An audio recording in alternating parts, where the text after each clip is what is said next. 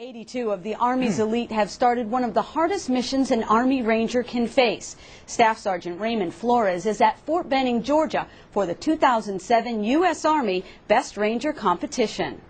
39 Ranger teams crossed the start line this morning, but only one will be able to leave, calling themselves the 2007 Best Ranger.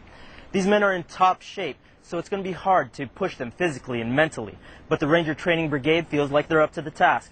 So what I did was I enlisted the help of Sergeant First Class Mike Levine and Specialist Edward Coffey to show you just how hard this competition really is. First off, each of the competitors is a qualified Ranger, which means that they graduated from the Army's most strenuous leadership course, what some call its premier gut check. 41 teams will enter the competition this year. Less than half are expected to complete this grueling 60-hour event. We're going to take a look at some of the traditional events and see how the Ranger Training Brigade puts their own special twist on them. Replacing the APFT this year is a straight upper body smoker. And if you're expecting PT shorts and t-shirts... Yeah, right. Try full uniform. And this isn't 2 minutes of push-ups and sit-ups. The name of the game is push till you can't push anymore. Hard enough? Sure. But last year, it was all to the beat of a metronome. The Rangers' next goal is 35 meters wide. Unfortunately, they have to hit it from 800 feet up. The goal is to reach the edge of the drop zone as quickly as possible. Any equipment left behind on the DZ will cost the Rangers time. The good news for these competitors, they don't have to carry any gear on their back for the next event. They have to carry it on a two-man litter. And that's just the first 4 hours of the competition. There's nothing but suck the first day of the competition, but the real challenge begins when night falls.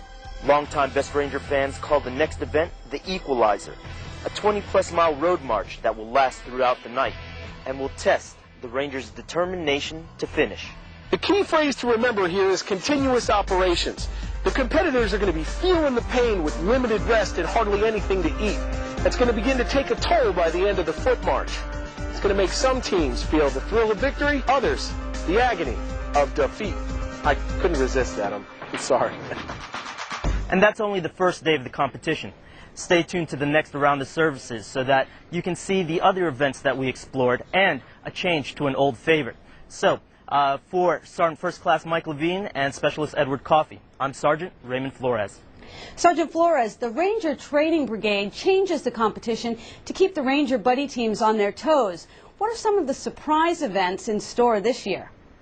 Well, unfortunately, surprises are going to have to stay surprises because no one here at Fort Benning's talking. Actually, the competitors won't find out what the events are until they're pretty much actually doing them. But there's one change that I can tell you about. One of the old favorites, the 60-meter Prusik climb, which was essentially a rope about 5 stories high that the soldiers had to climb up, and then they rappelled down the other side. Well, the Ranger Training Brigade thought that was a little too easy, so they got rid of the rope, and now it's a rock climb. And the event itself is called the Tri-Tower Challenge, which means that they added 2 additional towers. Thanks, Sergeant Flores.